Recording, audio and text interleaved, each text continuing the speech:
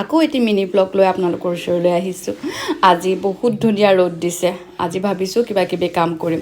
এয়া তেজপাত ঘৰৰে, এওঁ ঘৰত গৈছিল গাঁৱৰ ঘৰলৈ, তো তেজপাত লৈ আহিছে আৰু ৰবাব টেঙা, নাৰিকল। আমাৰ ৰবাব টেঙাৰ গাছ আছে আৰু নাৰিকলৰো গছ আছে।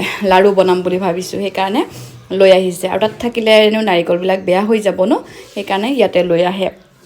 ছোৱালীয়ে শাৰী পালে, তো মই গাখীৰ গৰম কৰি আছিলোঁ। তাই জানে আজি যে ছানডে, স্কুল বন্ধ, সেয়ে তাই তাৰমানে কান্দি উঠি অহা নাই। তাই তাৰমানে জানে।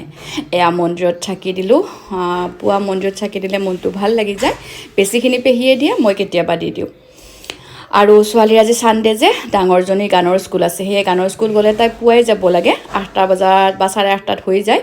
সেয়ে অ'টছ খাই যাব, আহিয়ে ভাত খাব। আৰু এয়া সৰুজনী ধূপ লৈ নতংকী আৰম্ভ হৈছে বিচনাৰ ওপৰত। কি যে হ'ব নহয়। তাৰপিছত চাহ খালোঁ। আজিলৈ এৰো।